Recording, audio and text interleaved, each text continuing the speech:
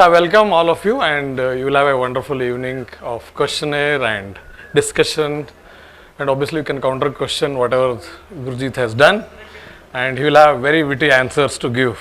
It will be more than what he has done, and it will continue to explore what all he has done, and he will show new ways of looking at it. So that's what we'll hope for it. Okay. And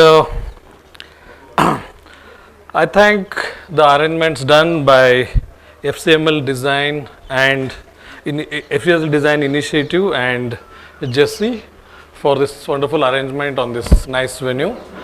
And more than the event, it is also people are catching up with each other, a lot to exchange. So it's a much more event other than also the book launch, and they will catch up with each other also. A lot to talk on design. So I'm going to introduce Deepak Bhagwani from Jesse. Hi everyone, good evening. So I'm going to keep this brief because I know you all must be very excited about seeing Gurjit and his work. So Jesse with our partner FCML are very happy to be hosting the book launch of Gurjit Matharoo. I will speak very little about Jesse to the people who do not know about us. We're a family-owned Italian luxury private wellness company and have been in India for 20 years. We're available through our partner FCML and other stores across India. One of the reasons why we partnered with Gurjit this evening for the book launch is because we believe we stand for similar values. Gurjit's work is original, it's honest, it's bold and contemporary. These are similar values of what Jesse stands for. We believe in ethical design, innovation, quality and style. The prime objective of Gurjit's work is to move you and make you feel that you've come to a place outside of this world. The place should elevate you. The book will take you on a wondrous journey of his work over the years. We're going to play a very short video on Jesse, and then we'll leave the floor for Gurjit. Right, thank you.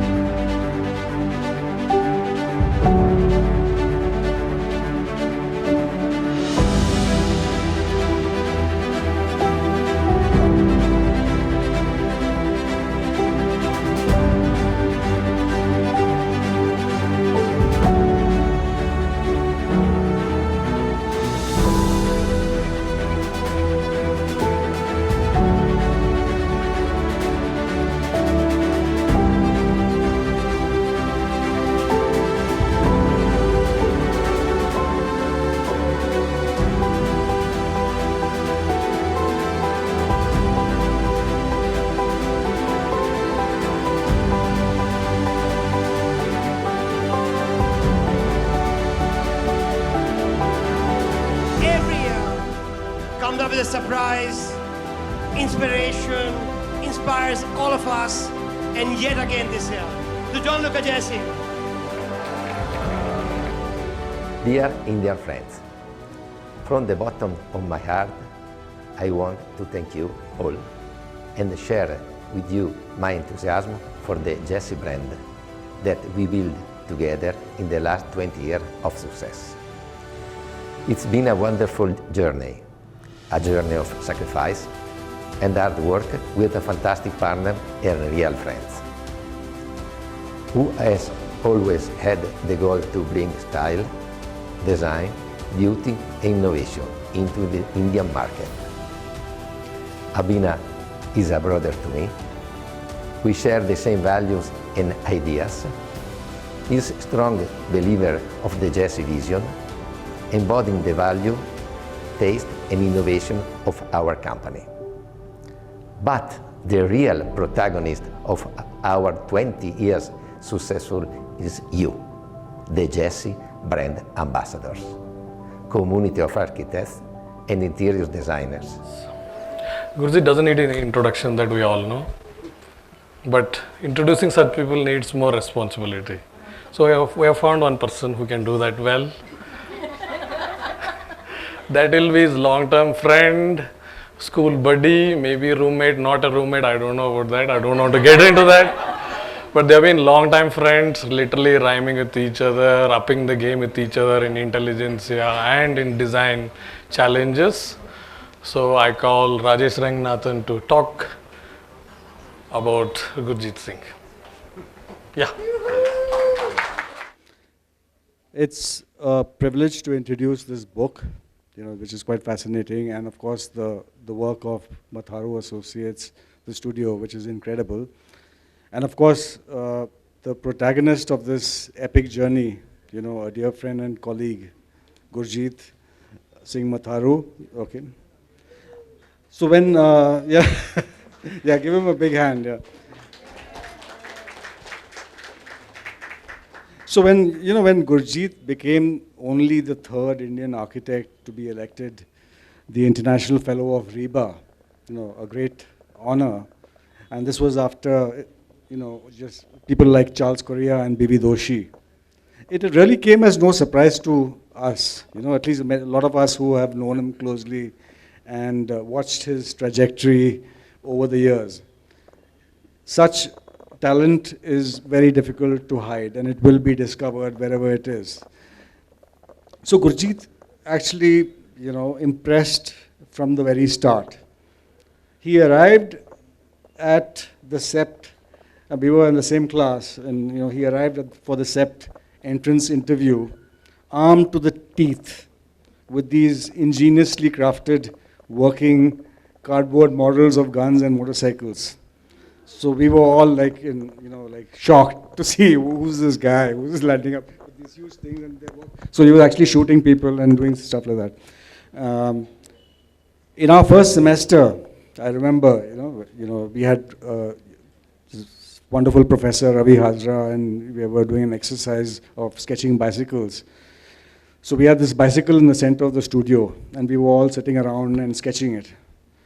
So every few minutes, Gurjit would get up, and then he'd go to some other part and start sketching from some other angle, and then again do that. And it was just this crazy speed that he had, So by the time I, with a lot of difficulty, sort of managed to finish one sketch, he had done 10, So he had this ability to kind of see things very sharply, and it was something like which we were all kind of surprised and little envious of.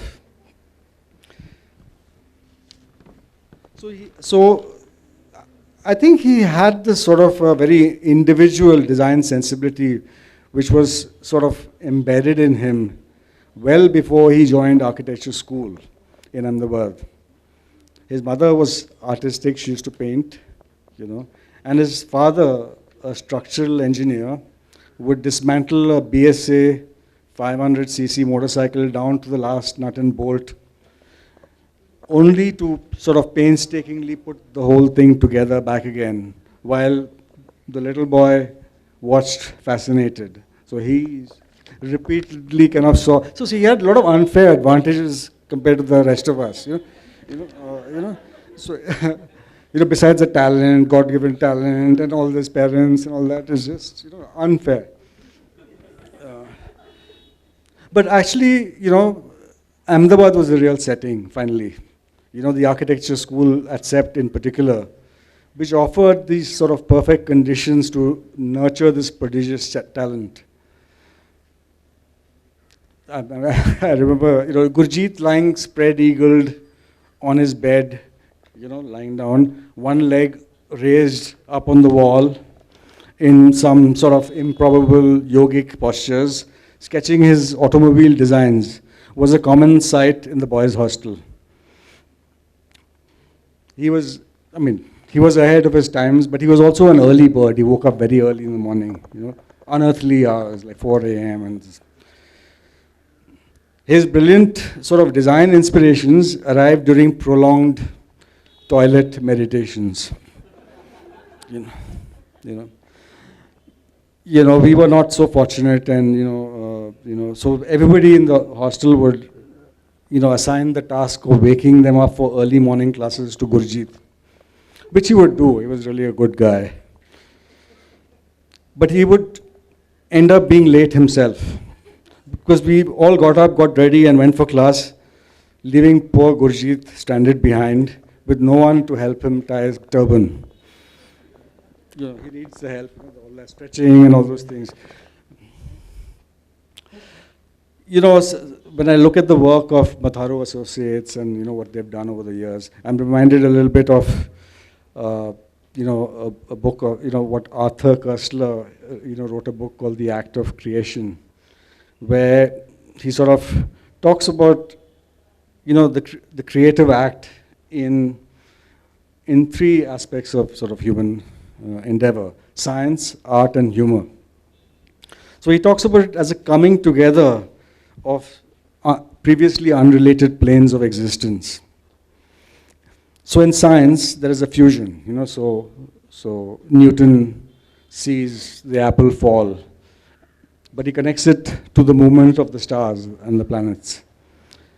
There is a sort of a coming together in the law of gravity. In art, there is often a juxtaposition of multiple planes of awareness or existence coming together. And then in humor, an unexpected sort of a collision of incompatible elements that sort of triggers the laughter. I think more than any other practice I know of in India or in the world, I think a truly rare sort of intertwining of these three varied strands of creativity: the scientific rigor, the poetic art, and of course, what we enjoy, the trademark improvised wit.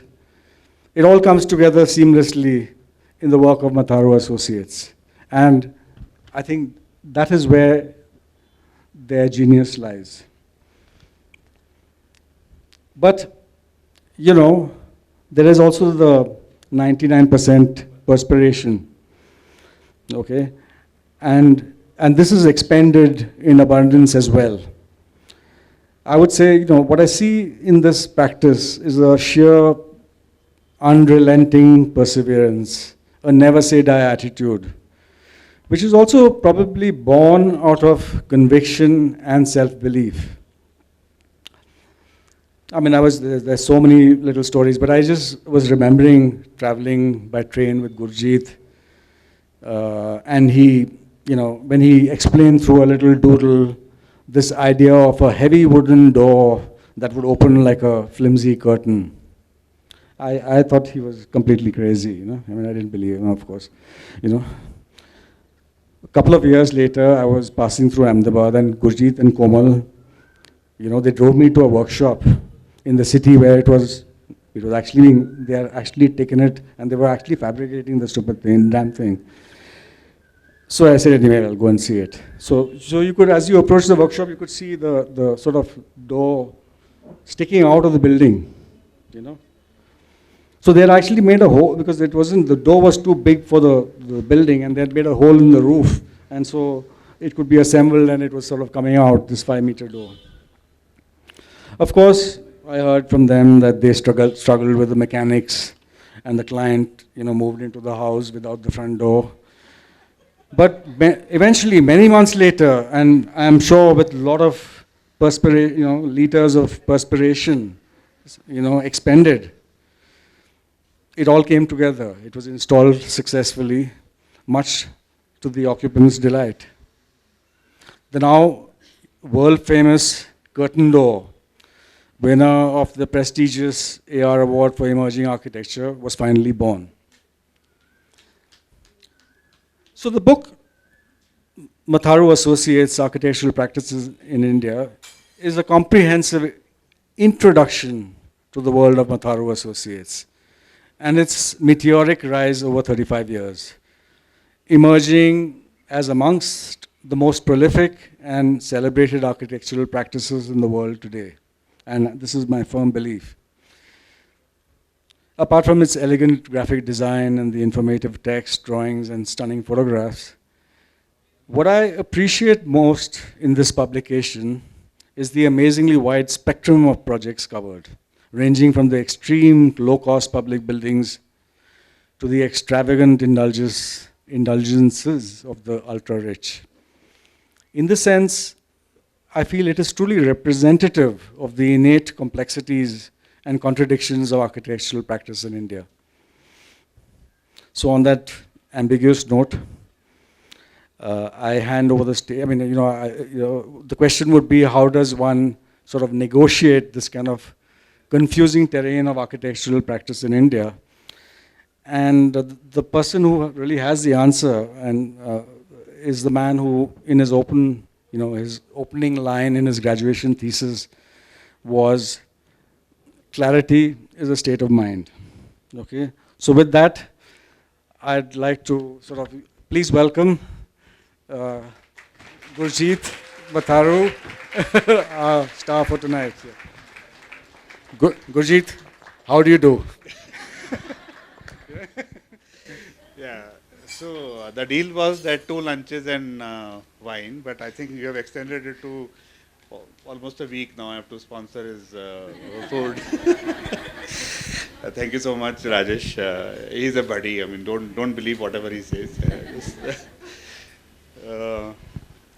Very happy to be here. I want to thank Anupam.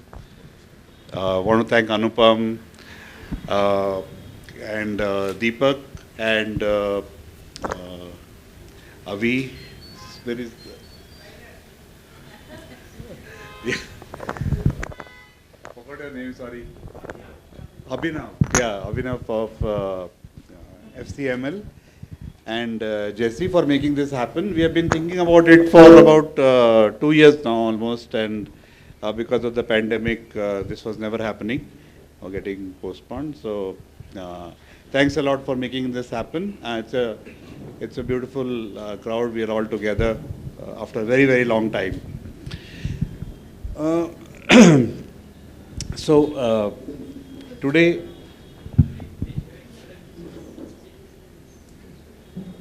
yeah. So finally, we put together 25 years of work, and book was out, and it outlines the journey from the beginning to the end, and it's a collective effort. When Rajesh has talked about me and also the people, so I've been very fortunate to have very good people with me. My wife, who is an architect and an associate. My father, who was a structural engineer.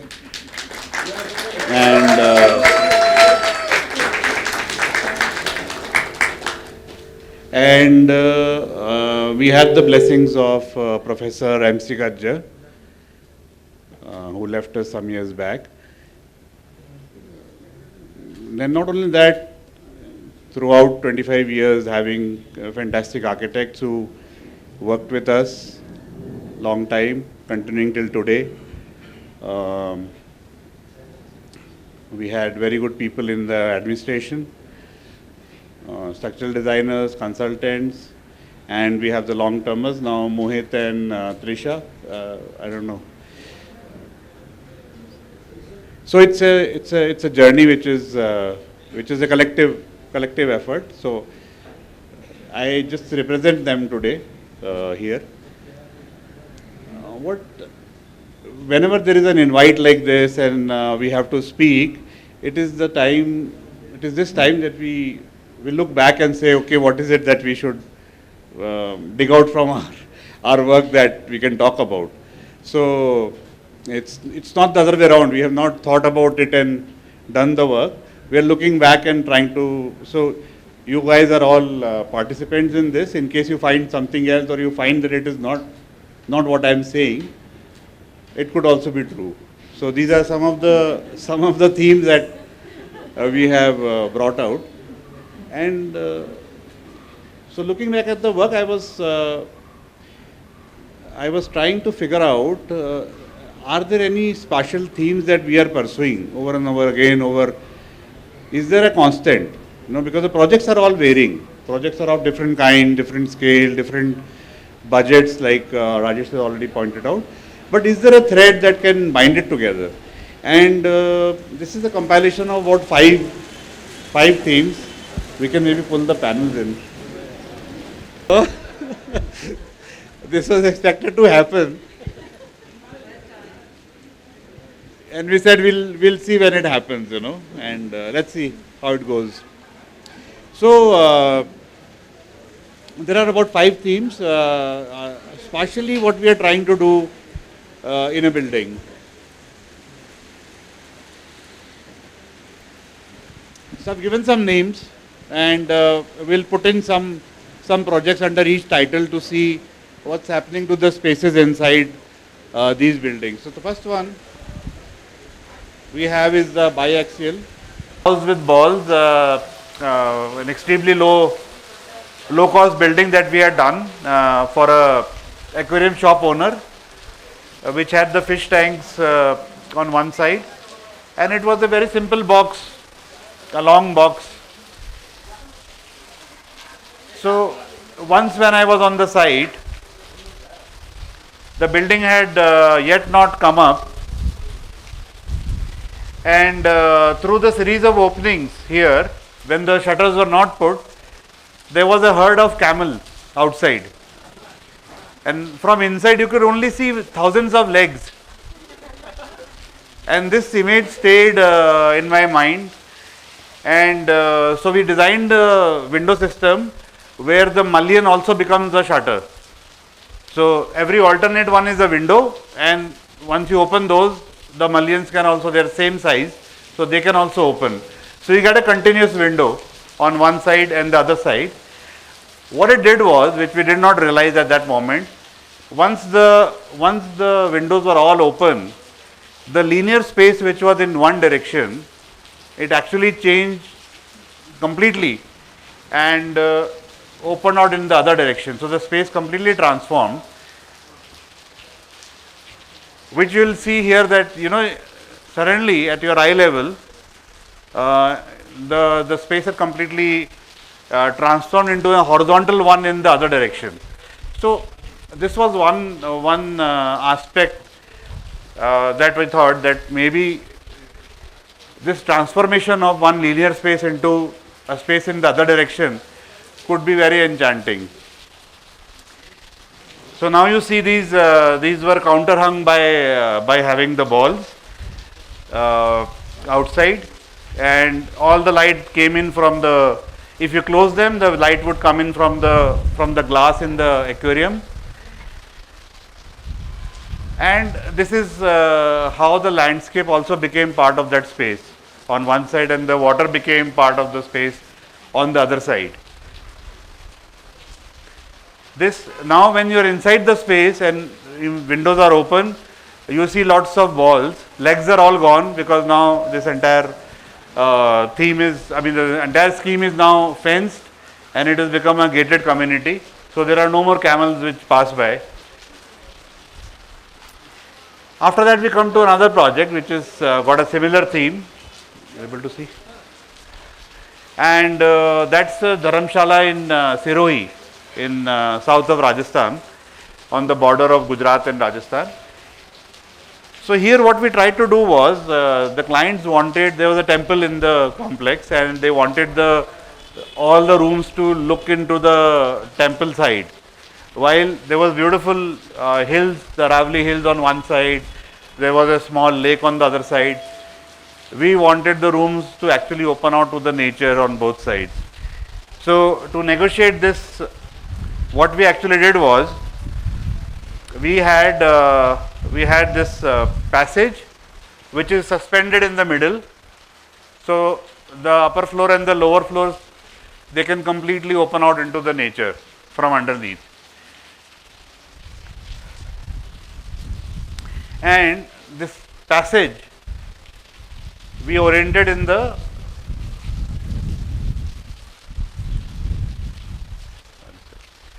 this passage is oriented in the direction of the temple. So you can see the temple right there. It was slightly shifted, and this became one axis, which is the axis of the path. And when we see the other one, sorry, it's not moving easily.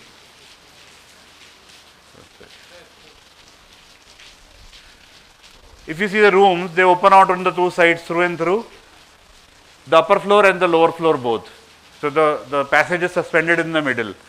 So what we actually did was, when you enter the suite, the direction is completely different, and it doesn't interfere with each other. So there is this change of direction that happens here. And if you see the two axes here, you can see the voids between the thick walls, which are the services. They open out in the direction of the nature, and you have the passage which is connecting all of them right in the middle, hung in the middle, which is making this relation with the temple and making the clients happy. We come to another project where the device to do the same thing is a different one. So it was a house which had a very intimate center, the family room, which you see in red here.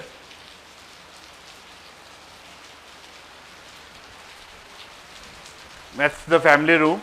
It has a formal area on this side and a dining space on that side, and veranda into the green, and you have another green, little bit of green on the back side. So here it wasn't possible to have one space which is also looking out and also looking inside. So we devised a system. Now that's the house looking out into the green space on one side, and you have the center which is visible in right here. So that's one axis that is established. However, if you want to open the house in the other direction, what is done is that you just have to simply move the walls away. So you see the pieces of walls which are standing here, and you can actually change the direction and open the house in the cross direction. So the landscape on two sides is hidden, and you see another picture where the walls have been changed, and you can open on one side or both the sides, either which way.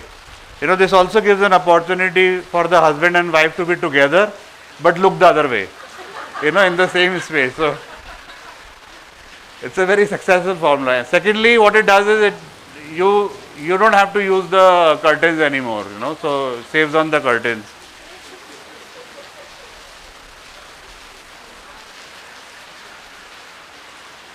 I'll just run it back once just to.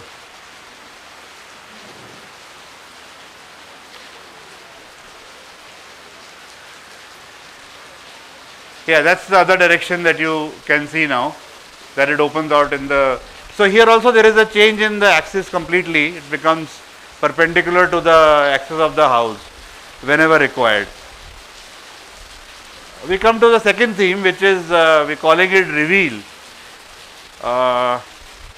So there is a center of a building, but it is not open immediately. So you pass through layers of folds before you reach the center, and it is this folding that makes it more interesting once you arrive at the center. So the distance may not be so much, but it is a journey that you take through the folds that makes it happen. So another house where we have, I have to show you another picture. So it's all closed from the outside. There are lots of buildings overlooking, and also we love these elevations which have only 3 lines. You have the ground line and you have 1, 2, 3, and it gets done very fast. So those are our best elevations where there are no windows, no nothing which is visible. So once you look at it, it's all closed. Inside you can see a red center, and there is a little fold that happens which allows you to enter here. And that's when you enter inside, you are completely cut off from the outside and also the inside. So none of them is revealed. You are passing through this fold between the walls, and selectively we are getting the natural element, like they're getting the natural light, we're getting the little water at the bottom, the channel, and some plantation, which is becoming, so you're basically cut off from everything else, and these become your environment. And then you come inside. So actually the space that you saw is behind that wall. But you have gone like this, and you have come in, and then you are actually looking into this courtyard. So by the time you come into the courtyard, also physically and mentally, you are in a very different cocoon. And in actual, when you are in this space, you can hear the birds, and when you are outside, you can only hear the cars. So there is a big difference that happens because of this layering that is carried out. Come to another project. This was an ashram we recently built in Ajmer, and it had also a temple. So same principle is applied here, that there are layers, and after that you come to the center of. It was a budget temple. So first thing when the sect people came to me, I said, I hope you are not asking for ornament. They said, we don't have the money. I said, yes, then we will do this temple. So only the budget temples are possible. If you have too much money, then they ask for ornament. So first layer is of this stone jali. What it is doing is that it is cutting off the city, or allowing glimpses of the city around through the corridors in the ashram. So taken the first layer as the stone jali all around, and then you have the layer of the rooms, which then looks inside. So all the rooms, they look inside, but you don't see it directly, and then you get the second layer of the temple that is happening. So that's the enclosure, and you have the roof above it. And once you go inside, these are also folding into each other. So you get another layer, and that's the third layer that when the walls come together and they fold into each other, we get there the indirect light and the passage. So in the end, the center is revealed.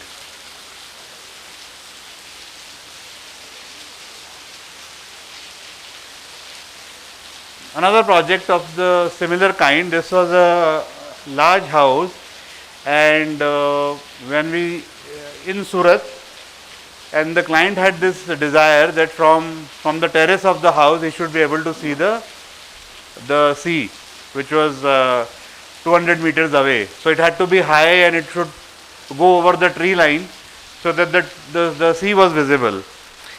While we were at the site, we discovered a well on the same plot, and our intention became to connect the house to this well.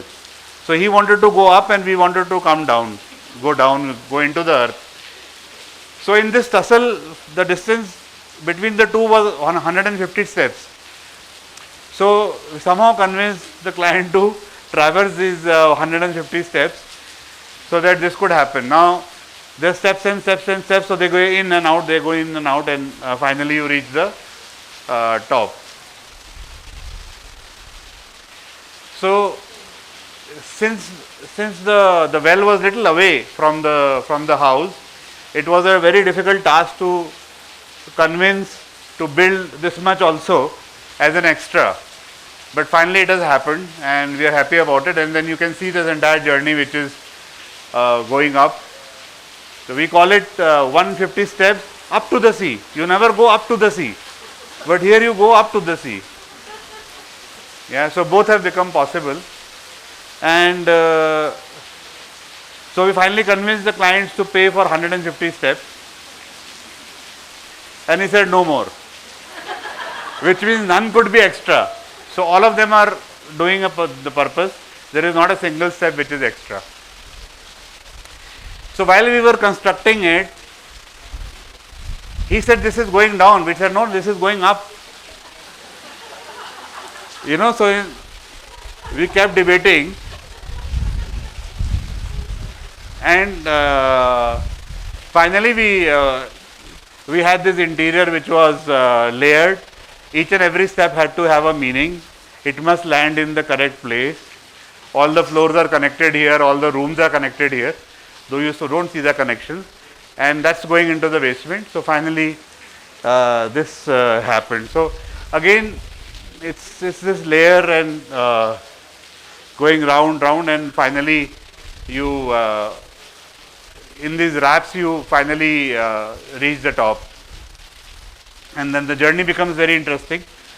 Otherwise, besides this, there are basically simple rooms all around, and this became a courtyard. Come to the next theme, which is unbound. The idea is that there is space, there is an enclosure. However, the space has no boundary and it extends into the outside. This was another theme that we have been working with, and this is a project for the CREDI building in Ahmedabad, where on a normal day it's an office building, but they have many events, and during the events the building is supposed to be kept open to the public. So now if you see the folds, you don't know where the elephant has come from, because there is no space. But if you go further, then these giant walls, they start to open out.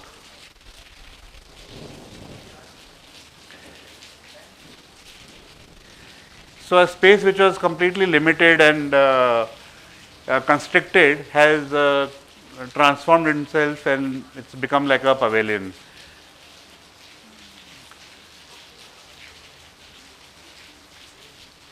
And then finally one enters this space, which is the exhibition area, which is open to the gardens on all sides. It's a semi-open space for like a multi-use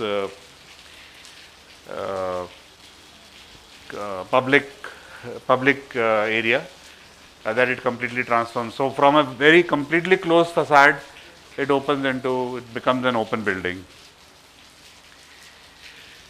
Now here is a sketch for a hospital that we did, and it was a similar theme here. It was a government hospital for the ESIC, and normally they have funds to make the building, but they have no funds to maintain the building later on. And so the whole idea was that if we can do very robust and very simple things that doesn't require maintenance, that would be the most justified thing to do. And though there was funds to do air conditioning for the OPD department, we convinced the government to actually use those funds in making a huge garden. This is in an industrial part of the city of Ahmedabad, and there are no public spaces there.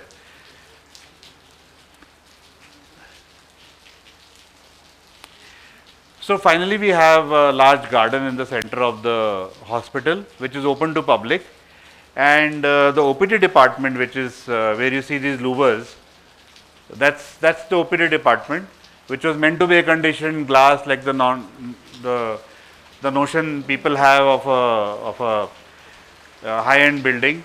And we devised a system of louvers. You see carefully, they are not set at the same angle. So depending on the direction of the sun, they have been preset. So not to allow any sun inside, not to allow any rain inside, but allow view of the garden from the inside. So that's how they become on the inside. You can see the garden, and that's the OPD department. A lot of people, because it is very inexpensive to have an OPD ticket, a lot of people just come to rest here, and this has also become a public place. And the views of the garden are maintained from the eye level, from the upper level. You can always see the garden outside. We come to a school now. And this was a extremely low cost school, but it is a IB school now, and it's one of the largest IB schools in the country, one of the largest ones, with about 2,000 students. So here the whole idea was that there are to make it simple, the slabs are just folding to make the enclosure, and then sides are completely open. And what you do is in between the two blocks we have a cover. So it is rain protected. You don't need any special device on the windows because there is completely covered on top, but you get a lot of light and through ventilation. And additionally you get a huge amount of space in between the blocks. So these are all the blocks that you see, and these are the spaces which are created in the middle of the block. So those are additional, almost 100% extra area was created in just this device to cover it from the rain and the sun. And the space is completely open on the sides, and also there are skylights which bring in light from the top into the deepest part. The most interior parts have skylights. So that's the space, the dining space for example, which is outdoor, is created, which is outside of the block. Cost of 700 rupees a square foot, all concrete building. So some of these are extremely low cost buildings.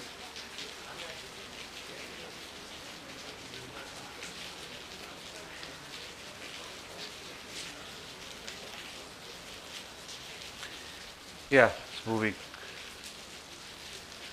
So that's the space in between, as each one becomes a different kind of space. Yes, okay, thanks.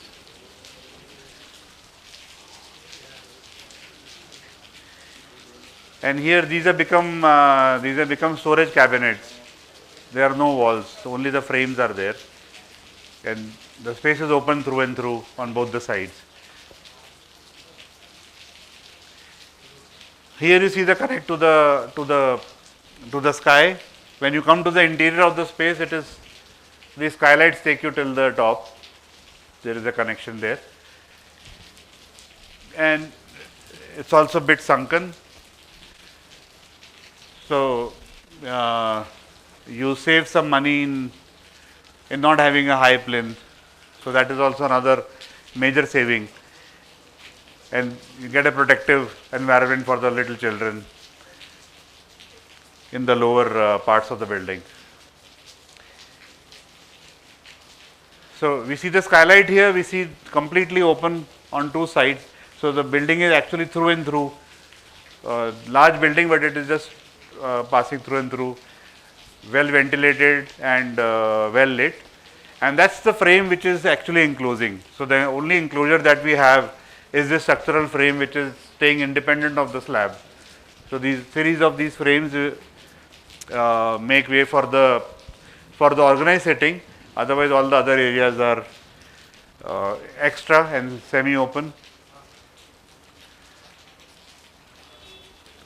Next one, we call it compress, for lack of better word. The idea is that you compress the space, so a load is felt, and immediately afterwards you let it, you release it, and you get this this feeling of elation once that happens. This is from an early building, the Prathama Blood Center. So that's the atrium inside, and that's the entrance. So we really brought down the entrance, and then once you're inside, unexpectedly the entire volume rises up. So if you see, that's the size of the building, and this is the entrance which is formed, which is also curving. So you have a very, very low way to enter, where everybody is same, and you have this feeling of like a burden or a weight on you. And then this is completely, once you are inside, that feeling is completely changed into a feeling of elation, where you see the entire building which is glassed, and you have an atrium with lots of things happening inside of it. Then the same same spatial theme continues inside. So once you've come to this area, when you go into the next area, which is the area of the donation room, again there is a feeling of compression, and once you are on the seats, the sky is reflected on the water. So once you are very low, you can actually see the sky, and then the space again rises up. So you have this alternating like a pulse. You have low volumes and you have high volumes where the space is expanded. Same thing happened. We tried to do in a house for my parents in Ajmer. So we wanted to make a very low cost house. They already had a house. I convinced them that no, we should do a concrete house now.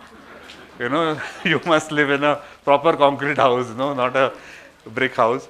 And they were side by side. So finally they got convinced, and we did this very economical folds to get table, to get space for the storage, and you get through and through ventilation and a double height. So on the left you see is the house that my father built, and on the right is the one that I built in this place. Extremely low cost. The entire house was about I think about 11 lakhs. So using very simple shutter panels and using them again and again, and finally making all whatever was left, we made these gates. The staircase shuttering was used, turned 90 degrees so that you could get one more staircase to the water tank. They moved in while we were there, and when we came back to Ahmedabad, we got to know that they have moved back to the old house. So finally, so for people who think that it is easy to convince clients, you know, this is what. So some of my friends, what they do is, if a client comes that okay, they want another building or a house, first they start breaking the previous one. This is where we missed out, you know, we should have. Yeah, so that's the inside. Once you come, and there is this, within that small house, there is this double height that happens, and the areas flow through and through. That's the central area where there is a release, and also at this point you make a contact with the sky also. So you know, the space is not constricted there, and it tends to flow out because there is the sunlight makes that connection further. We come to another house that is in Ahmedabad, where what we tried to do was, the entire house is a 7 feet height, and wherever required we went up. So you have a slab which is happening at 7 feet, and then depending on the volumes needed, we have gone up and down. So the same system of release and constriction happens. So you see the entrance here. When you come inside, there is a general slab which is at 7 feet height, and wherever required, the volumes go higher. So the feel is of a small house, but once you come into any room, you have more height there. That's the staircase with the skylight, where one of the volumes goes up. And finally, the release happens on the back side of the house, where there is a large veranda, and it is completely open to the nature everywhere. We come to the last one. Now here the space is we're calling it buoyant, which means it's flowing, and it is turning, and it's floating. You know, it's not resting in a way. So this was one of the weekend places that we created for a client, where the requirement was to be completely open to nature. We went overboard and made it without any structure, and open to all sides into the landscape. this story is interesting, but I've told it many times. So that's the slab being cast in this place because the client agreed. He said, "Yeah, this is what I like." We were thinking that we will have to do another proposal, but it got stuck there, and then finally we had to make it possible. So this is a slab, the only picture we have of that time. You will see there is no structure below. It is cast in mid-air, only on the scaffolding. The whole idea was that a steel frame, which is this was meant to be a composite structure, steel and concrete. The steel frame will come after the slab is cast, and it will be bolted on, and then together they will start to work as one. So if the steel was done first, it was so difficult to cast the slab underneath. So we said, okay, let's do the slab first, and we get a platform. People can fix the frame, and it will come down as columns, and then we will remove the shuttering. Then there was a delay in the steel structure, and it did not arrive for 3 months. So this plane was resting there, and Vagesh has written a donkey's account of this slab hanging, and how they were feeling and how scared they were to go close to this slab while it was hung in mid-air. Anyway, so that happened, and then the shuttering got removed. So the entire slab still seems like it is hanging, but you have this space which goes all around and up. So it's got, it's very difficult to say the confines of it, and it is always turning and moving. And there is only one connection with the, that's the only connection we have with the roof, which is this pipe. Otherwise the entire structure is with these mullions, very thin steel structure on all the sides, with a space frame on top. And so that's the space where it's hovering. It's not stationary, but once you are inside, you still feel enclosed and well connected to the outside. That's the picture in the night. We didn't even put any lights in the ceiling.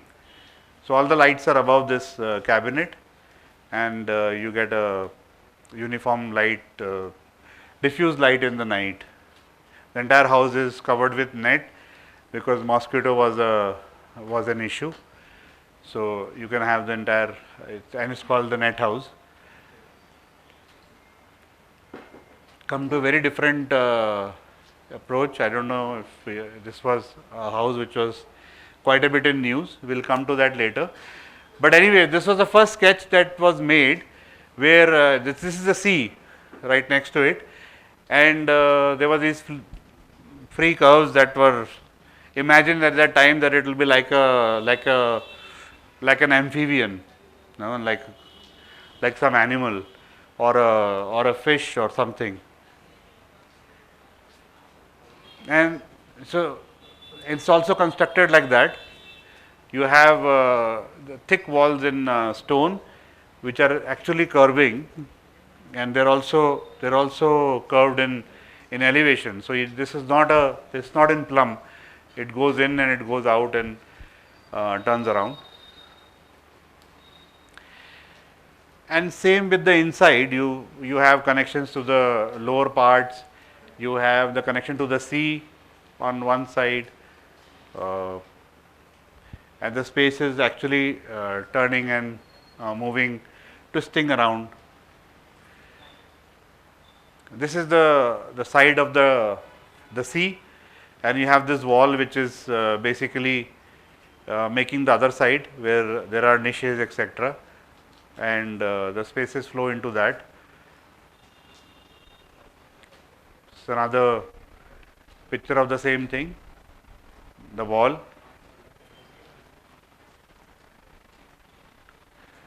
Yeah, I think we missed out 1 or 2 pictures there. So basically it is not, how do we say, it is warping, and it's moving in through and through, always continuing. Then we come to this last project, which is probably one of the most difficult to imagine and to construct. So just to overlap the two, it's a small house in Chennai. And what we have done here in this diagram is we have overlapped the ground and the first floor. And you will see that hardly any wall is hardly any wall is above each other. The red is on the first floor, the black is on the lower floor. So except for the lift and one or two small pieces of walls, everything is actually, the right word to say is it's all suspended. So it's easier to see the house from the top to bottom. As you come down, you will see that they are folding, etc., where they are changing direction. Also, the spaces are going in and out, and finally, they don't reach the ground in most cases. So it comes down, but it doesn't touch the ground. So most of the walls they stop in the upper floor,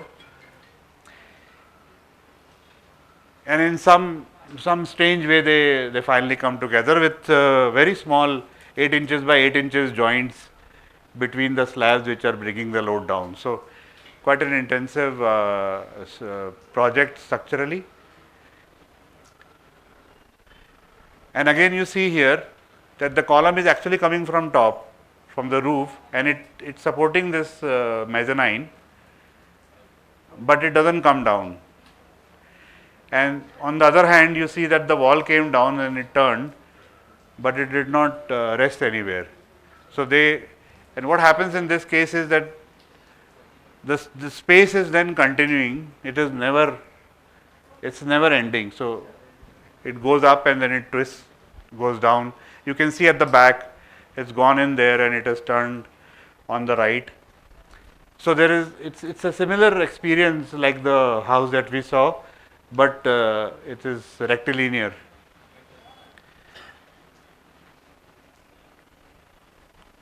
And as you come up, again you see that some of these walls, like this one, if it became a column, it got missed from the slab. So that much came down. And then there is no support for that. If this became a support, it is not continuing below. And then it is not overlapping with the slab again. So you will see that there is all the elements, they keep on turning and changing direction, but they're always continuous and do not stop anywhere. Elements and also the spaces.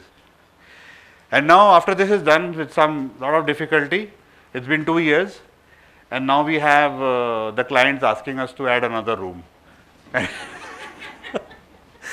So I think Shraddha is there? Yeah. I mean the daughter for whom the room has to be made was supposed to be here today. Anyway, yeah. Okay, thank you.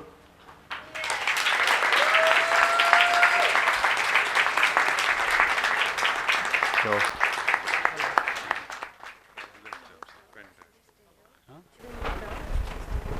Hello. Yeah, thanks Gurjit for the presentation.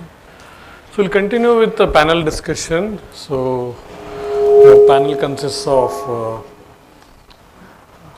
Bijoy Ramachandran. Bijoy, come.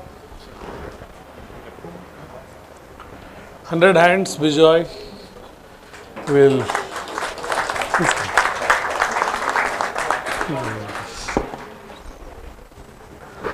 We have Rajesh. Yeah, here. Yeah. Sit, no?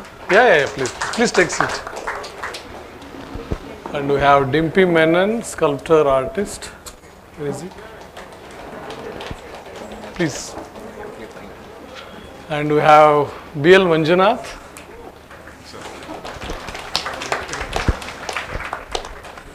And we have Prem, here, I didn't see only. Yeah, here Prem Chandavarkar will be. You have chair? Your chair. Thanks, Gurjit. Thanks for sharing your work with us. It's been a source of great inspiration for so many of us. You can see the turnout. It's I'm really worried, you know, when there's an event in the building, everything's going to come collapsing down. But it's great, fantastic work. Of course, Rajesh made a great introduction.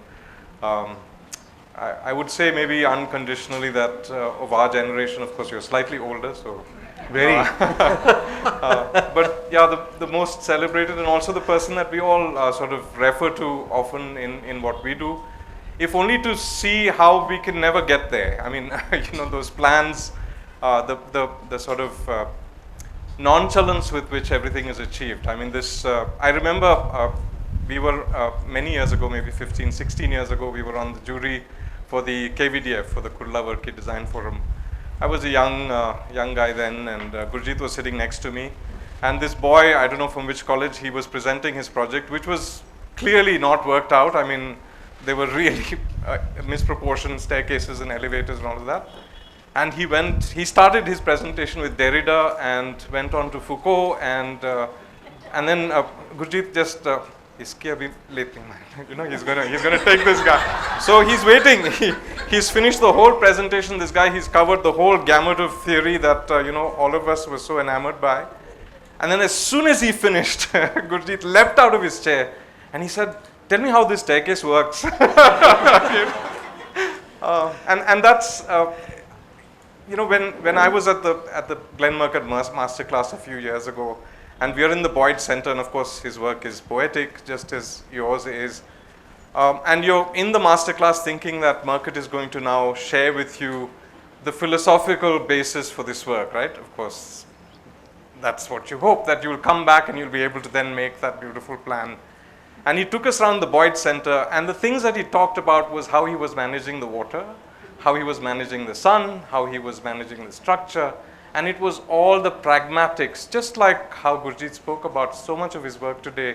This idea that rooted in addressing what you were being confronted with, and then having fun with it, that then gave you something of some quality. And really, I think there's that beautiful link between the poetry of Murcutt's buildings and the pragmatic way in which he's looking at setting his buildings in context and thinking of structure, and all of the sort of things that, you know, we don't often think about as essential to understanding architecture. So anyway, with that, I've got, I made a list of questions, and Rajesh promptly said he had to look at the dictionary, and of course pull me down. So I'll make it very simple. So I wanted to start with Rajesh. Of course, you covered some of it in your introduction. This is a magical time itself. I was kind of, you know, just getting into college, maybe first or second year. I made trips to Ahmedabad almost every year because we were, you know, as Correa called them, you know, the Ekalavyas, that, you know, people standing from a distance looking at the shining beacon on the hill. And so we would come and raid the library, asking friends of friends of friends which book is worthwhile to take from the library. And then it seemed like there was all of this energy at CEPT, and it seems, of course, now, having looked at so many of the practices that have come from that time at CEPT, that there's this magic sauce, I think, at the hostel. And so I just wanted to know what made that time special. What, you know, maybe some of the teachers, maybe the discussions you had, the kind of group that was there, or maybe it was something much simpler than that made so many wonderful practitioners come out of that time at CEPT. No, so yeah, so I think it was a combination of things, and so one was the place, you know. I mean, I think that the first education was the place itself, you know, and you know, it was something which we sort of still look back at, you know, that the first building which was there, and it was a exceptional building, you know, so that was an education in itself, you know. I mean, and you see how the campus has grown now, and there's nothing which comes close to that initial building which were there. But then also, I think there was also a sort of a looseness to the whole institution. You know, the more you start sort of, it was open. You didn't know where the entry was, you know, so there were multiple points from which you could actually access the campus. People could walk through. So there was a lot of informality, I would say, you know, and of course, probably sometimes I would say in excess. So we had people, when we joined, you know, we had, I mean, you were talking about the hostel, you know, so I think there's some people here, Kailash and all that, who, you know, so when you joined, the hostel was just a building, you know, it had no authority in it. You know, it had electricity and it had water, you know. So you went there and then, you know, you were assigned a room and there were people staying there. There were people running offices there. And so you slept in the corridor for weeks and, you know. So, but there was a certain autonomy built in, which I think was really interesting and which had its downsides too. But I think it allowed the possibility of, you know, people to sort of think freely, you know, imagine all kinds of possibilities. And people are very brave. The other part was that there was a very loose structure in actually the governance of the school. It was a sort of a transition, you know, in that 80s where, you know, there were series, Rajay was, I think, the director at one point, and then but they were not so sort of involved. And so a lot of things sort of happened on their own accord and through interaction with students and, you know, between students. And then the last part was actually, I would say, you know, the caliber. I mean, there were some very high caliber people teaching, you know, so, and in an atmosphere where they didn't often agree with each other, but could coexist in a sort of, you know, in a sort of an environment. So there were different schools and different ways of thinking. You know, there was Doshi and, you know, Rajay and Vasavda, and, you know, and they strongly disagreed with each other. But then as students, you sort of actually got to sort of, you know, see different points of view, you know, and because you disagreed with, say, the authority, did not sort of make you an outcast, you know. And even like somebody like Varki, you know, could, though he had a very different, when he came, it was a much more structured kind of environment and discipline, but he could still recognize the talent of somebody like Gurjit, you know. I mean, like, even though it was not the kind of architecture he was kind of pushing in the school, but he could allow, he recognized this was special and it should be allowed to happen. So there was a certain caliber that could recognize that. But maybe Gurjit, you want to add to that, you know? Yeah, no, I wanted to ask Gurjit actually for. No, I think Go ahead. the word that comes to my mind is access. Right. I think it was such free access to anything. Your mic. You could.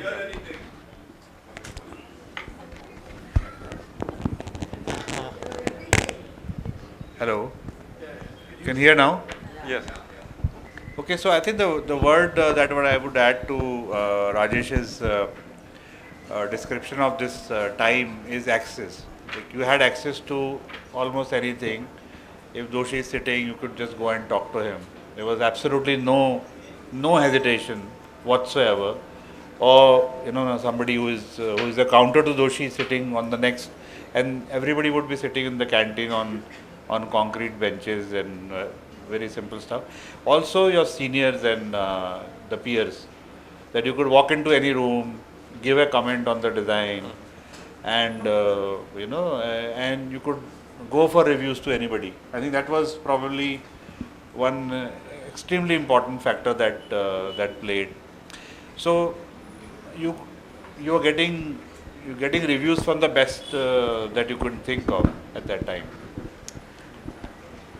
Can you remember a studio or a session or a crit or, you know, some engagement where, you know, there was a question that Peter Stachbury had asked Richard about the time when the lights turned on in your head, like you kind of understood something that may have been different from, you know, when you started college, this one, any kind of memory like that from college that stays with you from studio? Maybe a funny thing, something in studio that happened? Maybe when Varki came, I think the one that he's pointing out, when Varki joined, he came up from a very different mindset. He said, we must not make bold buildings, they must all be played down, must match the urbanity, you know, you must take the plinth lines and match them, take the window lines and match, etc., like that kind of And he also gave a theme that now for a year all the projects will be set in the old city. So you have to understand that part, that it is the urban context of the old city. So we were given the project of the municipal corporation building, which was set in the old city, and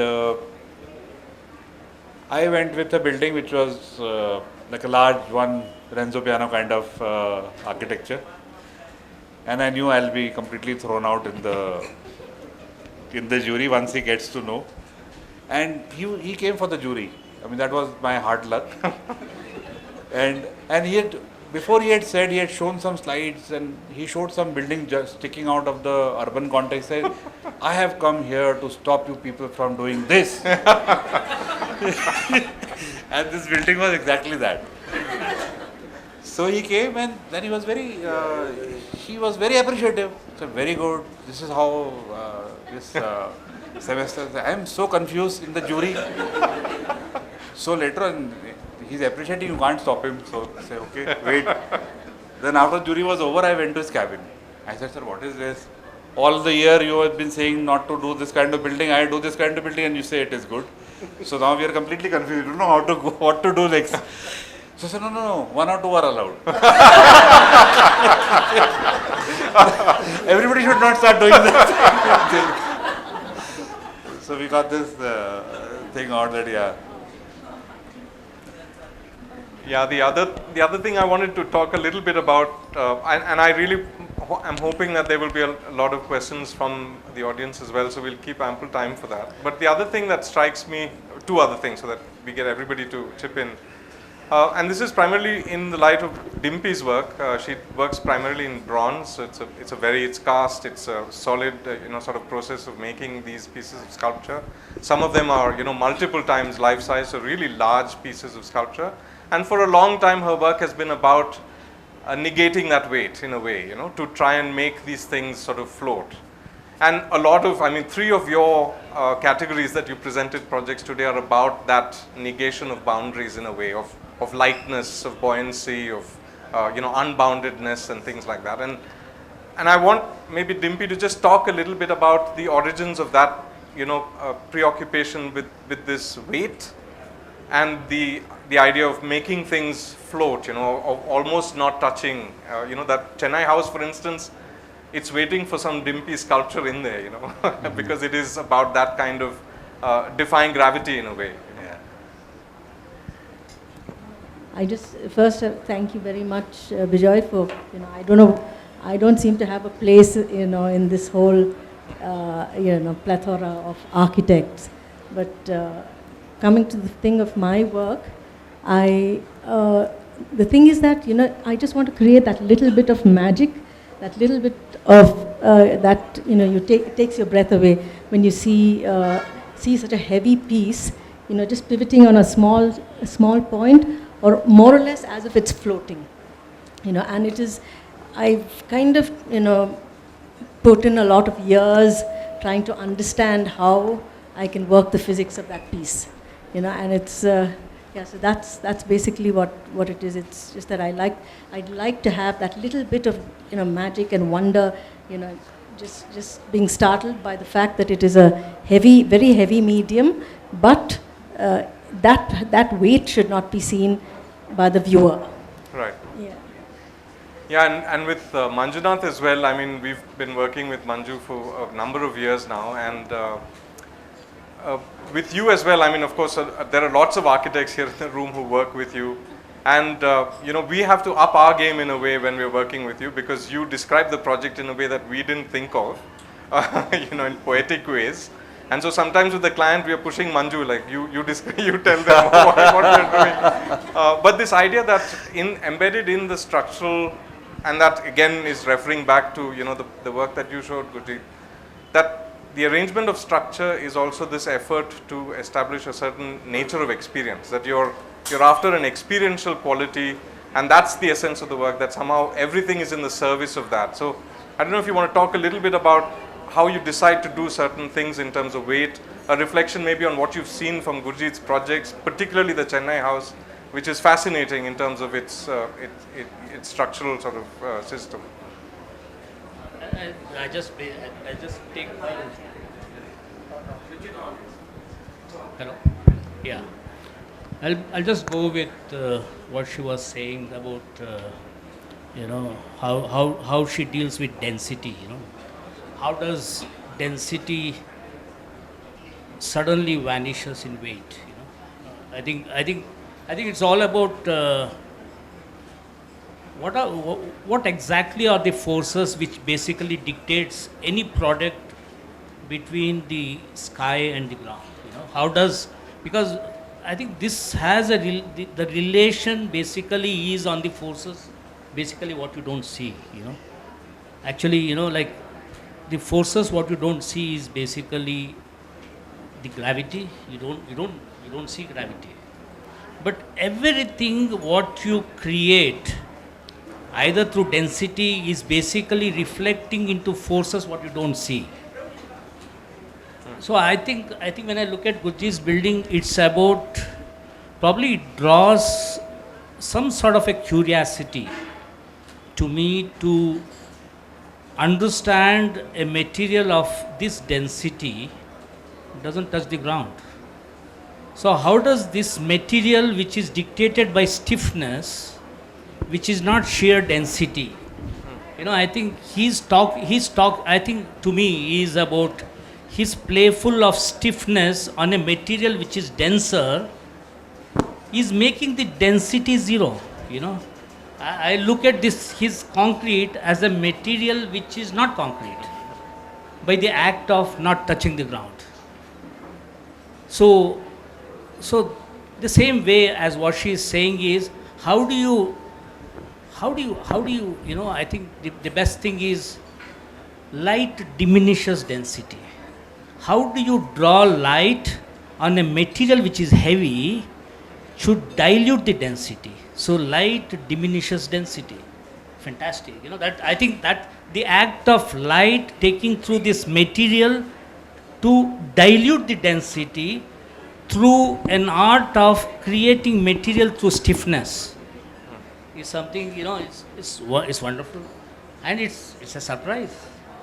When you go down, where is it? Where is sigma h is equal to 0? Where is sigma v is equal to 0? Sigma m is equal to 0? Nothing, It is stable, but yeah, I think that it makes you curious, I think it's. Thanks, Manju. And some years ago, we were making the film on Doshi, and we called Gurjit, of course, and said, can we come and I kind of knew him because of that KVDF experience, and so he said, yeah, come. And so then we go to his office and we're supposed to record, and we've got a whole schedule of interviews, for the day, and Gurjit is like, yeah, we'll start have some coffee, then pakodas come, and then Professor Gajjar is there, we're talking to him, and Prem is like, are we starting? I mean, my brother, who's shooting the film, the other Prem, and he's like, what's going on? I mean, we have to shoot this. And Gurjit is just stalling. He's like, yeah, no, relax, we'll do it. And then the whole day goes and we've not shot. And then the next day again, I mean, we were pretty pissed off, but and he didn't give us an interview. And I think in hindsight, the way that I think there is this at least, and correct me if I'm wrong, Gurjit, but there is an aversion to analyze or to write a postscript or to in a way theoretically wrap up something. Even in the way that you're describing the work, it is. In a way, it seems to me like it's intuitive, that you're approaching, like you see the camel's feet and then there's a response. It's artistic in a way that you're going back and trying to figure out how to evoke that sensation in the building. And so in the light of that, I wanted Prem to just talk a little bit about how architecture is described, how it's written about, how it's interpreted and explained to other people. In one way is this way, which is the way that it is completely the lived experience, that you're in the building and so here it is, this is what happens, this is where the pillars are, this is where the light is. And another way is to set it in a large context of things, right? You're starting from, from Aristotle and saying that that's the setting for this work, this is the city, these are the generating forces. They're both valid ways in which, work is presented, and I just want you to reflect on the way, even in the book, the way that, there is a wide variety of work presented, but you don't really, you get a description of experience rather than a setting of the scene in a way. Like, where is this coming from? What is the genesis of it? And maybe someone has to write that as a postscript, and it's not you, to look at the work in the context of the larger thing, of the larger. So, can you hear me? I don't think there is a very direct relationship between theorizing about the work and actually doing the work. Neither rests on the other. If you theorize to sort of critique design, you design to critique your theory. And that, I think there is enough of that back and forth conversation. It's clear within Gurjit that's going on. So, the purpose of criticism is something different. I don't see this as a book that is critical in its approach. As you said, it is descriptive. It's just to present the work, and perhaps someone else has to write the critique. And the purpose of criticism is not to explain the work. I think Alan Cohen said that criticism occupies that no man's land between enthusiasm and doubt. And it can never grasp the essence of the work it describes. And its role is to sort of go through, to see through the work and uncover an ideology. So I think that would be the purpose of a sort of critical text, if it had to come. Yeah, just in the light of that, the idea of the critical text, I mean, we're very familiar also with Rajesh's wonderful work, and in a way we are seeking to emulate that in the work that we do. And there is a certain order and a certain systematic way in which the work is done, both in terms of observationally, but also in terms of how it's then built and carried out. How do you see particularly the house that you showed in the buoyant, the one with the curves, the sort of really formal, expressive sort of house? How do you see that, if you were to just talk a little bit about the work that Gurjit is doing in the light of your own practice, Rajesh? You're talking about the one on the ocean front, no? Yeah. No, I think it's very different. I mean, in terms, I think that sort of impulse of starting from a very distinct kind of an image, is something we're not really capable of doing, and to actually have that.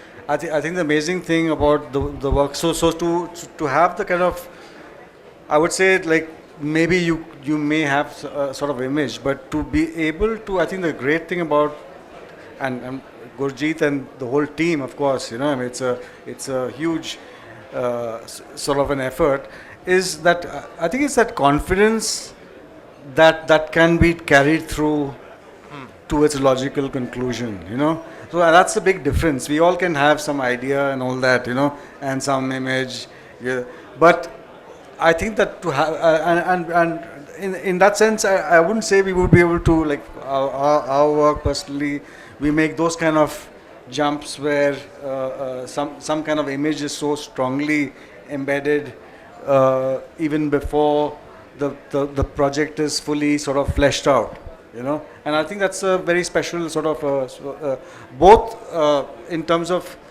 the ability to sort of, I think there are all kinds of references. I know Gurjit travels a lot, he travels with his students, so he uses his the teaching time to actually like go to nice beautiful places. And I think that the impact of that is a lot, and so there's obviously, it's not just that animal he was talking about, the marooned animal, but it could be a reference to a coastal fort, Right. So there are these sort of latent kind of images which are there, Right. But I think the beauty of it is in taking that forward and having that confidence to say that yes, we can make this into a building which is lived in and works. Right. We are far more kind of timid, Yeah, I just have one more question, and this is for all of you. He's being modest. And that's the question of beginnings. So, Gurjit, we'll start with you. First is, of course, I don't know how you find your clients, because we want those clients. we also, with apologies to Manjunath, we're also seeking out that structural engineer who's working with you. The question is about beginning. So when you, for instance, take any one of your projects and just tell us what are the first cues, what are you looking at, are you going to the site? I mean, what is the process of just the beginning of the work? You know, what is it, you know, what kind of process do you usually follow? Is there a system? No, I mean, it's little more democratic in the office. So Right. when a new project comes, we say, don't think about it. And each one is given overnight to come with an idea. So next morning when we are meeting for tea, everybody has to present their idea. So the only rule is that you must do little work. You can't just come and talk. You have to show a drawing that this is what we have worked out. And I think we are able to get good ideas from anybody. I mean, then what we try to do is we put them together and maybe generate one idea that can be presented. And then develop it a little more, see that all the requirements are fulfilled. And then what we have not seen, there is in all those images, there is one Vastu guy hidden behind who is approving or not approving. You know, you don't see them. So it's a bit tough, but you get across all that, get across the requirements, get across everything, and then maybe one of these themes are playing at the back. You know, we don't realize consciously, but there is an attempt to get one of these thematic elements or the space that drives us through. That okay, maybe it's this primarily it is this in this project, and maybe we can work it around. I think building of an experience, you know, that you have, how we can enhance that experience. So. And Dimpy, what about you? What kind of, when you get a commission, for instance, not work that you're producing just on your own, but like when there's a commission that comes to you, what is the genesis of that first? You sketch, or I mean, how do you go about coming up with something? For these works, normally, as you said, you know, the smaller works I tend to do on my own with this. But when it is for a particular space, then I go to that space, look at it, and there's always something that, you know, and also what is the basic premise of that space, of the people who live there, or the architect who wants to build, you know, and so basically it's that, but it'll always get pushed into my thoughts. I won't do something that I don't want to do, you know, so it's just that I somehow bring that whole philosophy of whatever it is into my work, because primarily I want to do my work, you know, and after I finish the work, it has to be in that space, and those people need to enjoy it.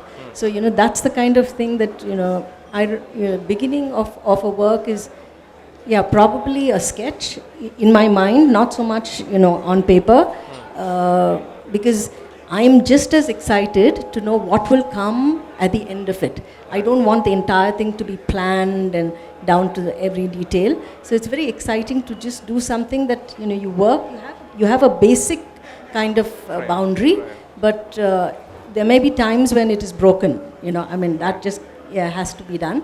But it's a very exciting process, and it keeps revealing itself to me, you know. So and that whole experience is, I think, you know, gets translated into the next work, into the next work. So then, you know, there's always every work that gives birth to another work.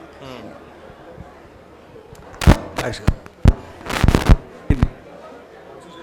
We can't hear you. No. Give him the mic.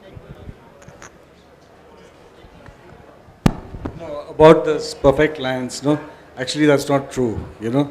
The clients Gurjit has are like any other clients, you know, and that's something, you know, that we need to appreciate. They are not some special clients who have some kind of special appreciation of architecture or you know, history of it. I think it's the conviction of the work that carries the project through, you know, and it's obvious quality. So it is so, I would say, deep and strong that it's very difficult to miss. You know, so I think they get aware that they're getting something special, you know, even if that's not what they were expecting or what they're used to. And I think I don't know, Gurjit, but correct me, but I don't know if they stayed in the kind of houses that, or anything similar to what you have done before, you know. Yeah, there is a gestation period when client occupies or school is starting to happen. You know, so there is a period when they try to settle and things change and finally they start to appreciate what is happening. It takes time. I think we'll open up to questions. I think that would be a nice thing to do. Yeah, one sec. I would like to invite my Prem team. just I think wants to lot of add. them are- oh yeah, please. Since you raised the question of beginnings and had a specific reaction to that to Gurjit's work, to me the beginning is resolving the tension between the impulses of inhabitation and the aura of architecture. And the aura of architecture. I think Yohani Parasma puts it well when he says that I lend my perceptions to a space and the space returns to me its aura, which entices and emancipates me. So there's a dialogue between inhabitation and aura. And there's no doubt at all that your work is very strong in that aura of architecture, but the question I struggle with is that do I make the aura so strong that there is an suffocating inhabitation? I remember when I just graduated from architecture school, and it was the first time I saw a house by Richard Maya, and I had two very contradictory reactions. One, I said, this is the most beautiful house I've seen, and at the same time I felt I could never live here because there was no room for me. And my reaction to your work is far from that extreme, but there is a bit of a question to me because of aesthetic language, but because I have equal affection for them both.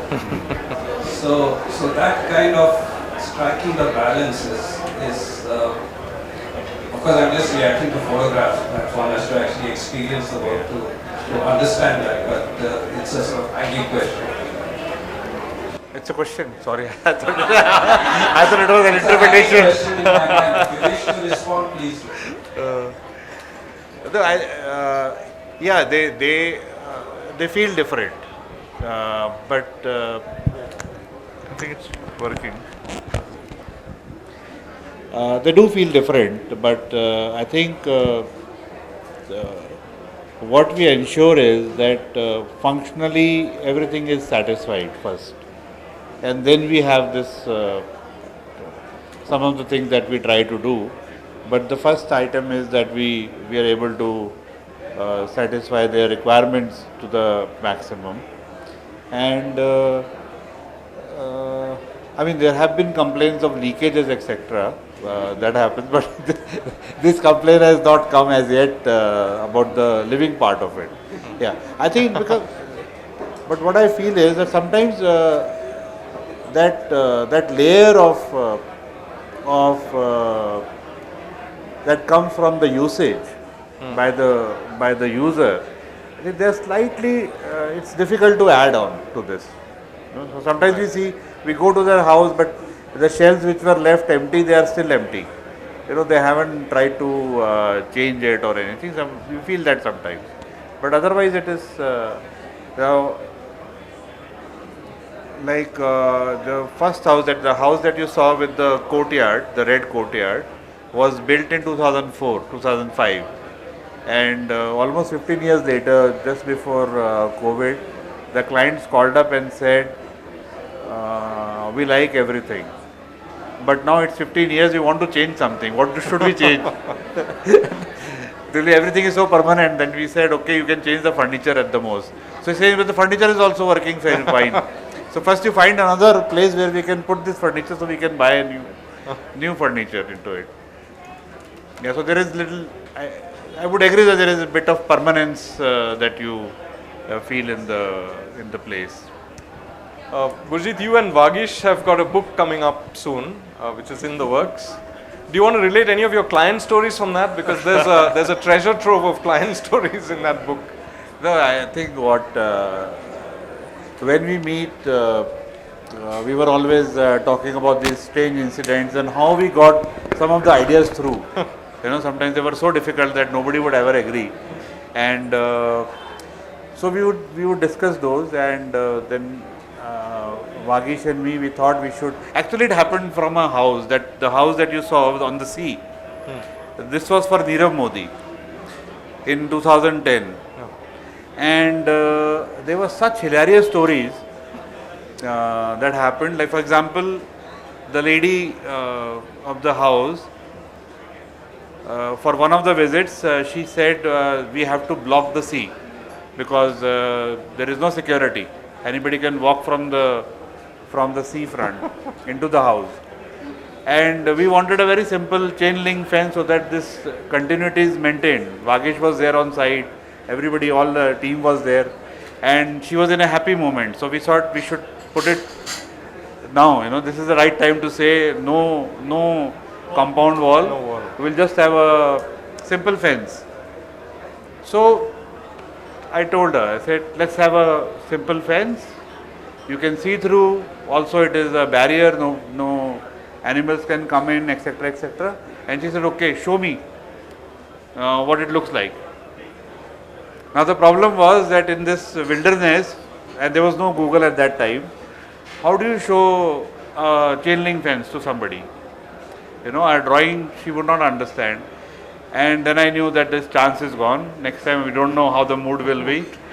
And I was looking for, and these guys could see my desperation from a distance, that this guy is caught now, he can't explain what a chain link fence is, and it is gone. And right then, on the next property, a little away, I could see the chain link fence. And I said, fantastic. And it was so transparent that you could see through and through. And I said, that's the chain link fence. So she saw and she said, yeah, that's beautiful.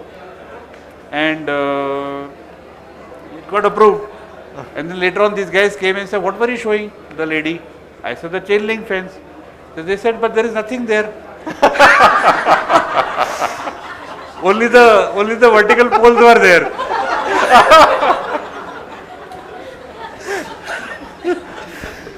But we got a chain link fence like that. It's supposed to be invisible. So it was invisible.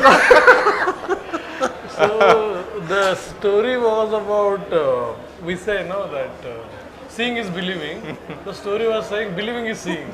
So she believed it is not there, so she saw it. So so there were lots of incidences, and whenever we used to meet on that side, there was Dilshad also, and we would talk about all these incidences that happened. Like, for example, one guy came, the window vendor. After all the curves and curves like this were done, the window vendor came, and we said, okay, take a tour and see all the windows how they are, and then you understand. So he came back, asked him, like, have you understood? He said, yeah, I have understood. Anything that is straight is wrong.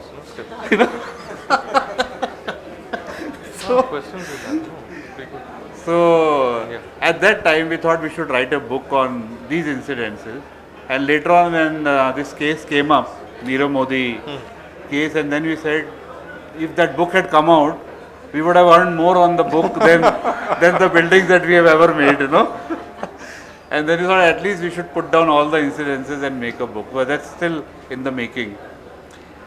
We're running out of time apparently, so please, if you could have some questions, that'd be great. Open it up. Bijoy, can I just call my team once? Yes. A lot of them are here. Hey guys, we call them Matharoo Associates, so they're all Ma, the women don't like it. And if they're X, they're called XMA. All XMAs and XMAIs, please. We shall just call everybody, once. What happened? You don't have the... I don't know where they're going. Satvik. So my car is on the side street there, it's in the car. Yeah, but we can have the questions. Yeah, questions. Questions, yeah.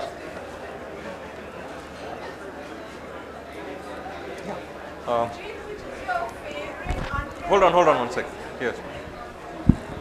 So I want to know which is your favorite unbuilt concept? I mean, architects sometimes end up designing something fantastic, but don't get to build it. Which is your favorite unbuilt concept? My own. Yeah. But how would I tell you? Because it's not. Unbuilt, like I've seen the Helsinki Guggenheim sketches. Okay. There is a bunch yeah, of. but people don't know because we don't have them here. So No, it's but difficult you must to have a favorite which you would have wanted to build and it didn't happen. No, I mean there are lots of beautiful ideas that don't come through, like I would say like quite interesting ones also, like lot of competitions that we have taken part in, universities, etc., hospitals. Yeah, difficult to what it would have turned into, we don't know. So There's a question from the back, Satya. Yeah. Yes. Thanks for being in Bangalore and showing all this to us. I see a very curious blend of curved lines and straight lines, curved planes and straight planes. I know Bijoy said you may have an aversion to theorizing and analyzing, but still. So what's the idea? Where did this idea originate, the fusion of the curve and the straight line? Is it merely a blend of geometry or do you have a deeper thought behind it? no, I think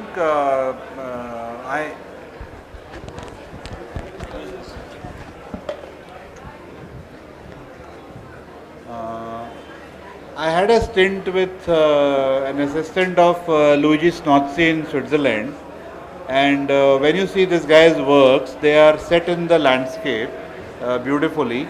So very, very rational, very simple constructs, but he would do something little extra to that. He would probably take one passage out into the landscape and make a pavilion outside. So there is this juxtaposition of elements which are natural or derived from the nature, and there is a very abstract thinking that is happening simultaneously, and they both come together. And when they both come together, you see them more profound because they are coming against each other at the same time. So maybe in some of the cases, we are trying to bring this two aspects together. One is very rational thought, and then you have maybe just a free curve thrown in, which creates a bit of tension, and I think they help each other because they are coming together in one place. So I mean, I don't know if I have answered this, or it makes sense. Hi, thank you for the presentation. My question is about your relationship with concrete. Have you ever doubted it in these many years? Any project? Always. How do you then deal with it? How do you deal with that doubt in concrete? Yeah. So I mean, there is a little bit of rational. I mean, we love concrete first of all. So we love concrete.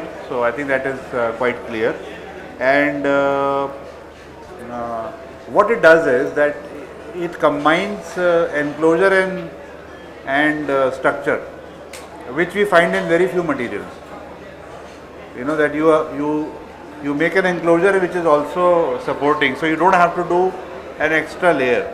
For example, if you build in steel, you may have to do walls in some other material. You know, you can't have so much steel as a wall. So so you get a monolith sort of a thing, and probably that is what once you have a monolith, then you just have one material primarily, and then you have the nature as your palette. So this becomes neutral, and actually the nature is playing. So this becomes a canvas, and you have the light and the green and all this fused inside. Can I push it a little bit more? I understand what you appreciate about concrete, but have there been instances or client briefs where it doesn't work? Yeah. And what happens then? So do you leave those projects or does something else happen? We work with all different materials. I mean, there is no. For concrete, we will not lose a project. So, yeah. But in most cases, once the project is there, we also, when we explain, sometimes they understand that maybe concrete is turning out to be better in this case, and they get convinced. And sometimes they don't get convinced. It's both ways. Correct. Yeah. Can I add? Yeah, please. I think what I think about, is so when you, if you look at the history, people used to carve, you need to, you carve on a single material, either soil or stone. I think this is the easiest way of carving, in the sense casting. The residue what you get is what you create through concrete.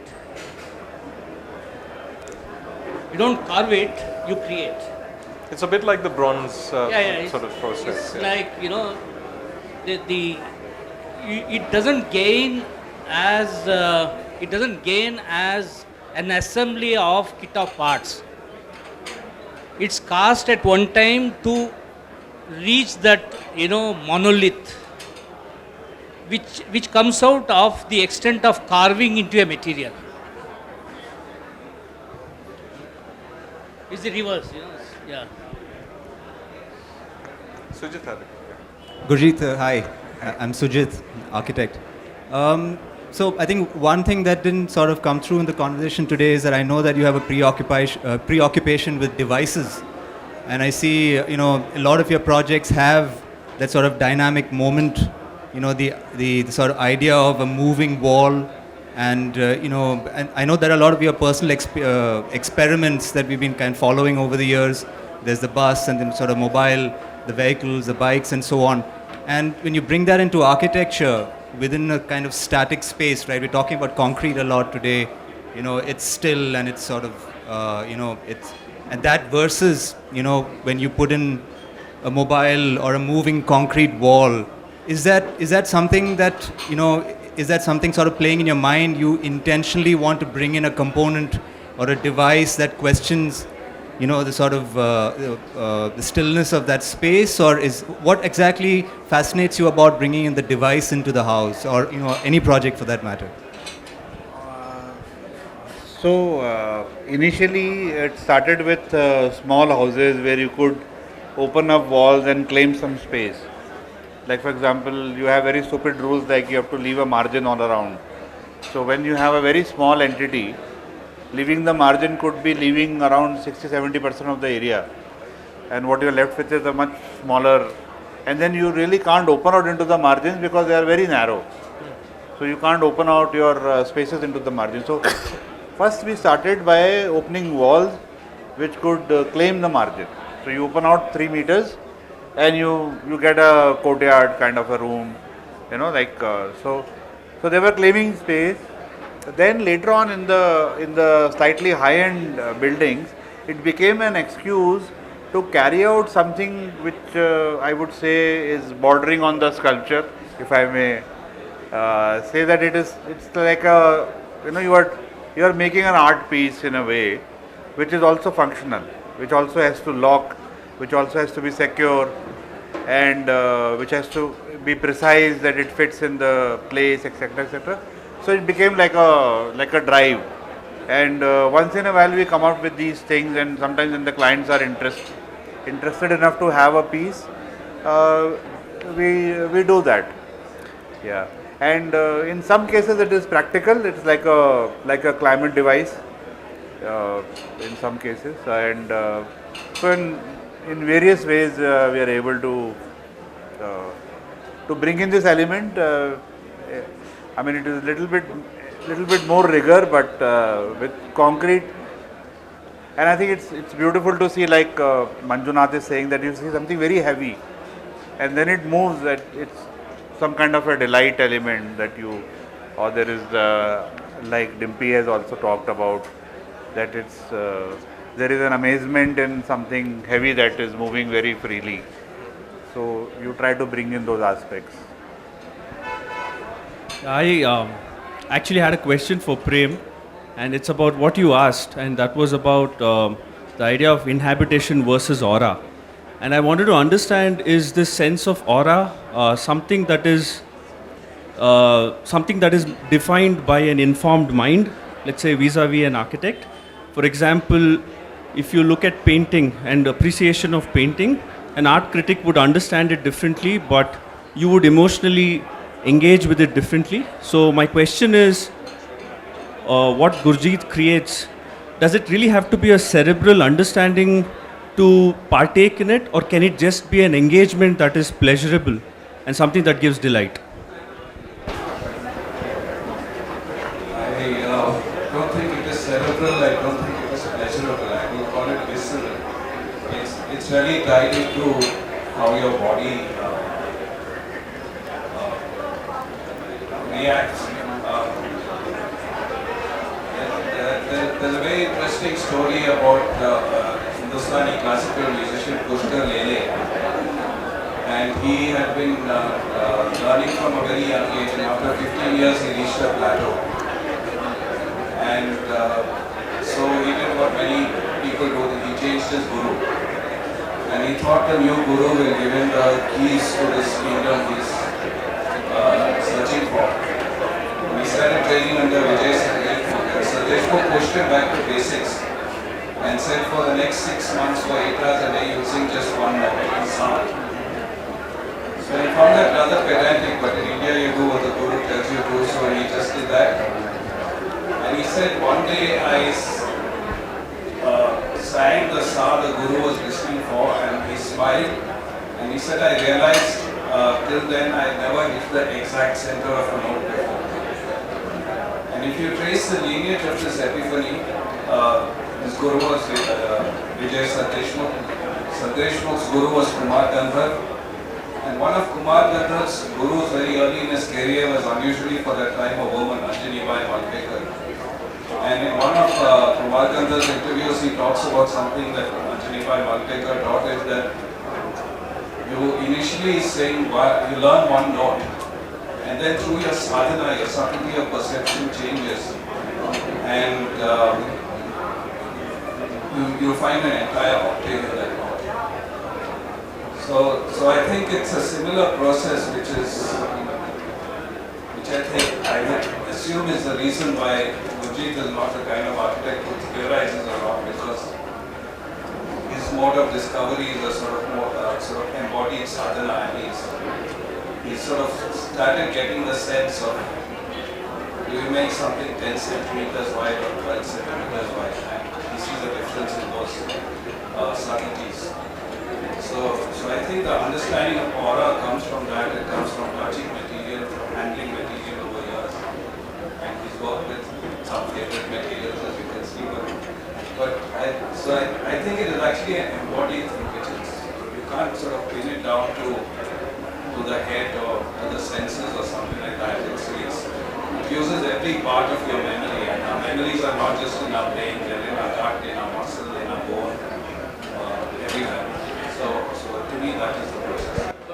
But do you see a tension in inhabitation, or do you see it being a pleasurable experience only because of whatever the byproduct of that sadhana is? I think there's always a tension. The answer Martha Graham, I think put it well, saying no artist is ever satisfied. There is only a divine dissatisfaction which keeps us marching and more alive than the rest. So I think it's the joy of doing it is to perpetually be in that tension. We have 2 more questions. Great. Yes. Behind you, Sujit. Hi, thank you for the presentation. I have a question which relates to the previous question about concrete. So how does using the same material in different projects which have different functions and different clients relate to the human scale and the experience that space gives when it varies from project to project, does that contradict you as a designer and your bias towards concrete buildings? Say, Does it what, sorry? does that idea of us experience, material and function contradict your process of design? Does that contradict you as a designer when you think about different functions having the same material and different kinds of people inhabiting it? I'm just curious to know because concrete has been used across projects. Yeah, I have a simple story which maybe I can narrate it here. It's about this question. Kalidasa, he wrote a poem. He wrote a poem where he compared a young woman's thigh to a trunk of a tree. Now Kalidas was around 500, 600 years back or even more, I don't know. So why would he do that?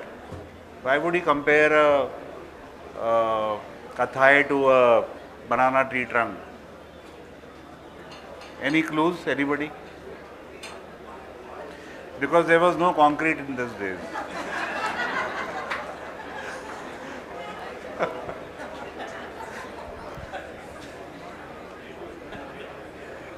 Are you comparing it to banana tree or the women's tree? I am saying Careful.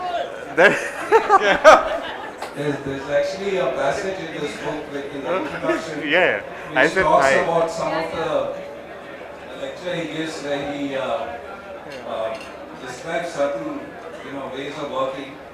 And point number 1 is called succulent thighs, juicy breasts, wonderful legs. And then he explains that's a sign on a chicken shop. Prem, I got it from Bangalore. Huh? The chicken shop was in Bangalore, which I photographed. And apparently it was a chain some years back. You saw many, I don't know if you noticed. Yeah, and they were all backlit and all that. So that picture is from there that you have to really shout a lot to, have to be very loud one over the other. Basically, the thing is that it's a versatile material and you can adapt it to many things. Like you can make the smallest, like Japanese, they make such small houses in concrete, and you can make the largest buildings in concrete. So I think it's as a material. There are two aspects to it. One is the construction part of it, that you use concrete as a construction. Second is what is the imprint on it? What is it that you're getting out of as a surface? There are two aspects to it, and this surface you can manipulate in many ways to get whatever scales that you are working with. I would like to believe so, that it doesn't restrict the scale or any usage whatsoever. Yeah, as long as it's good construction, that was the primary reason when I saw in Switzerland that they were making such beautiful buildings. Then I realized that part of that whole experience was that the quality was so good, So just by making buildings which are exposed concrete, you are able to get good quality construction. So that was the first thing. In the 90s when we came back and we started practice, the buildings used to be very, very bad quality. I think the quality has gone up considerably now. So one of the reasons why we went on with concrete was to get very good quality of construction. And if you specify plaster, they will cast very bad and they will plaster it. If you say expose, you have to cast because you can see the defects immediately. Yeah, I hope that answers a little bit. Time for one more question. I just want to say I've just really enjoyed your presentation. What it really takes me back to is Sept, your wonderful watercolors that sort of really captures the concept of every None of building. them are done. The author is here only. Where is the author? Because it's just amazing. Where's your team? Let's bring the team. The team. Now. And by the way, Tara, she was 1 year senior to me and she ragged me like anything when I joined. At that time, ragging wasn't banned. No, but what I want to say is that it's the story you told, but what was really very encouraging for me, which I don't think is happening enough about architecture, and we are very bad at projecting ourselves as architects as to what's the role we play. But the fact that you have a hospital building that is so low cost, why isn't that happening? And you don't have to answer this question because it's for all of us and it's for all the architects around here. Why aren't we doing a better job of getting good architecture out there? Because you just showed it. It's cheap, it's not some high cost stuff, but the fact that it's possible and it's not happening. But thank you for reminding the entire architects community here that we have to do much more to actually figure out how does good architecture actually come back into the scene, because it's vanishing as we speak. So thank you very much. There is no question. She once called my Fiat a Santro, so I still carry that grudge. You never forgave her for that. Also, just an announcement, the books are available for sale. Yeah, okay guys. Yeah, and also the team from Matharoo, wants, yeah. Because it's a... Hey guys.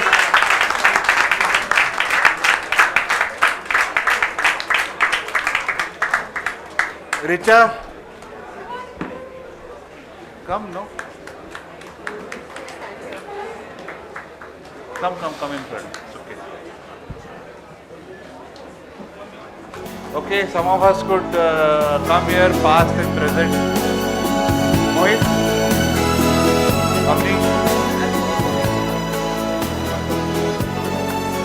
Hello.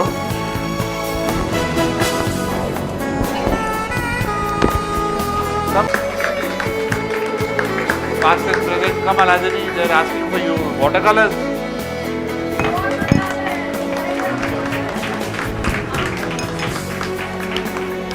Okay, that's Richa, Tanvi, Avnish, Aladini, Komal, Gurjit, Trisha and Mohit.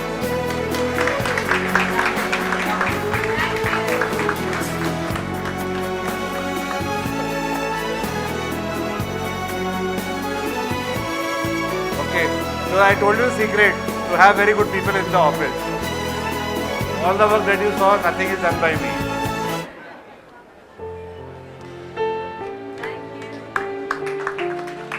Chalo guys, break for